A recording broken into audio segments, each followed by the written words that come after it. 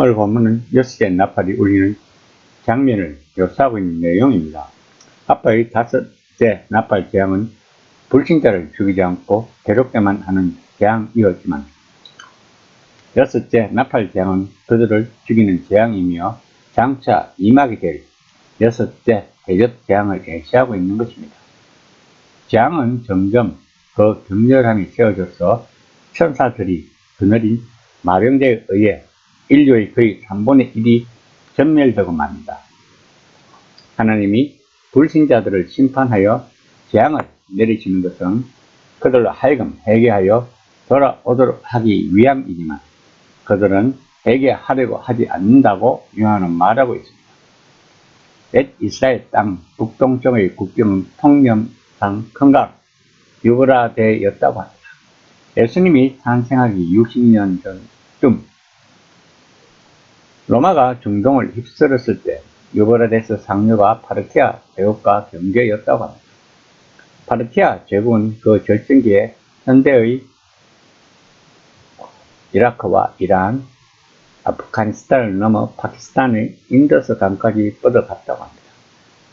9장 14에서 15절입니다. 나팔 가진 6째 천사에게 말하기를 큰강 유브라데에 결박한 내 천사를 놓아주라 하며 내 천사가 놓였으니 그들은 그 년, 월, 일시에 이르러 사람 3분의 1을 죽이기로 준비된 자들이더라. 요한이 한상에서 큰강 유브라데에 묶여있던 내 천사가 풀려나 막대한 군대를 전투로 이끌 준비를 갖춘 것을 보았을 때 예루살렘부터 로마 그 너머의 모든 사람들은 이 말의 의미를 알았을 것입니다. 즉 최악의 정치적, 군사적 악몽이었다는 것입니다. 이 한상은 엄청난 상충대가 사람들을 괴롭히는 가공할 장면 바로 뒤에 나온다는 사실이 적절한 시점에 우리에게 재차 상기시키는 것이 있습니다. 곧 이 상징적 환상은 이제 연이어 등장하는 끔찍한 공포 환상의 의지에 점점 커져가는 두려움과 고통의 이미지를 보여준다는 것입니다. 이 모든 일이 한꺼번에 벌어져서 사람들이 회개하도록 도전받아야 한다는 것이 이 모든 일의 목적인 것입니다. 9장 18절입니다. 이 세 재앙 곧 자기들의 입에서 나오는 불과 연기와 유황으로 말미암아 사람 3분의 1이 죽임을 당하리라. 앞의 항중대의 재앙과 달리 유브라데에서 넘어온 기수들은 사람들을 죽이도록 허락을 받았다는 것입니다. 사람들은 여전히 회개하지 않았기 때문일 것입니다. 사람들이 회개하지 않는 것은 구약과 신약 둘 다에서 다분히 공통된 현상입니다.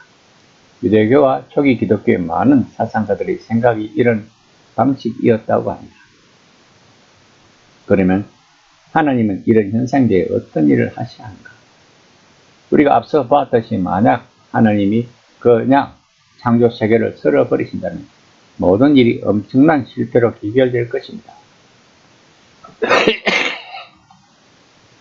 하지만 만약 하나님이 사람들에게 회개할 공간, 정신차릴 공간, 죽음의 원천인 마귀와 우상이 아니라 생명의 원천인 하나님을 경배할 공간을 허락하신다면 인내하는 자비는 언제든 사람들이 숨 돌릴 공간을 악용해 사태를 더 악화시킬 수도 있는 가능성을 감수해야 할 것입니다. 그 결과 계속해서 반역하는 인간의 체제와 각 사람은 훨씬 더 나빠져 최종 심판에 적합하도록 무르익을 것입니다. 하나님은 그 전에 사람들이 회개할 수 있도록 기다리며 이런 재앙을 줌으로써 그들의 마음을 돌리려고 하신다는 것이 요한이 강조하고 싶은 것입니다. 그러면 황천과 불타는 기수가 상징이라면 이들이 상징하는 대상은 무엇일까요? 요한이 이 끔찍한 환상에 상하는 지상의 실체는 무엇일까요? 올바른 답에 이르는 한 가지 가능한 열쇠는 요한이 박해에 직면한 교회를 격려하기 위해 그들에게 보내는 예언적 편지로 이 환상을 기록하고 있음을 기억하는 것입니다. 요한은 이미 7봉인의 처음 내용 환상에서 사람이 만들어낸 재앙이 세상에 임할 거라고 경고한 바 있습니다.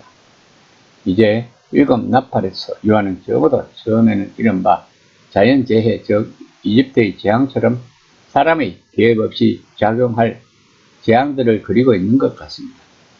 하지만 5번째와 6번째 재앙에서 요한은 청중들에게 다가오는 재앙이 한 관점에서 보면 역겹고 악마적이고 파괴적인 세력으로 구성되지만 다른 관점에서 보면 무방비 상태의 사람들을 공격하는 막강하고 두려운 군대로 구성될 것이라고 경고하는 것입니다. 16절에서 흰말을 타고 정복하러 떠나는 기수는 2만 만명, 즉 2억 명이라고 말하고 있습니다. 물론 상징적 숫자일 것입니다. 즉 재앙은 온 인류에 임한다는 것입니다. 다시 말하면 하나님의 최종 심판은 온 세계적이고 온 인류적이라고 말하고 있는 것입니다. 9장 20에서 21절입니다. 이 재앙에 죽지 않고 남은 사람들은 손으로 행한 일을 회개하지 아니하고 오히려 여러 귀신과 또는 보거나 듣거나 다니거나 하지 못하는 금, 은, 돈과 목석의 우상에게 절하고 또 그 살인과 복습과 음행과 도둑질을 회개하지 아니하더라. 그 시대의 모든 주류 이벤트과 마찬가지로 요한은 사람의 악이 우상 숭배에서 발생한다고 믿었던 것입니다. 인간은 자신이 경배하는 존재와 같아진다는 것입니다. 그래서 만약 하나님이 아닌 것을 경배한다면 그 사람은 만들어진 목적과 의도대로 하나님의 형상을 지닌 인간이 아니라 다른 존재가 된다는 것입니다. 그러므로 본문에서 말하고자 하는 것은 우상, 곧 눈멀고 귀먹고 생명 없는 존재를 숭배하던 자들 또한 스스로 눈멀고 귀먹고 생명 없는 존재가 된다는 것입니다. 그 결과는 죽음인 것입니다. 회개는 그저 몇 가지 사소한 실수에 대해 유감을 호명하는 것 이상입니다. 회개는 마음에서 우러나온 애끓는 심정으로 기쁨을 약속하지만 죽음을 가져다 주는 우상에게서 철저히 돌아서 하느님에게로 그 시선을 돌리는 것입니다. 하나님은 이런 회개를 갈망하시는 것입니다. 그 회개를 위해 하나님은 무슨 일이든 하신 것 같습니다. 이 시간 나는 진정 회개하여 거듭남이 되었는가에 대해 심각하게 생각해보는 시간이 되었으면 합니다.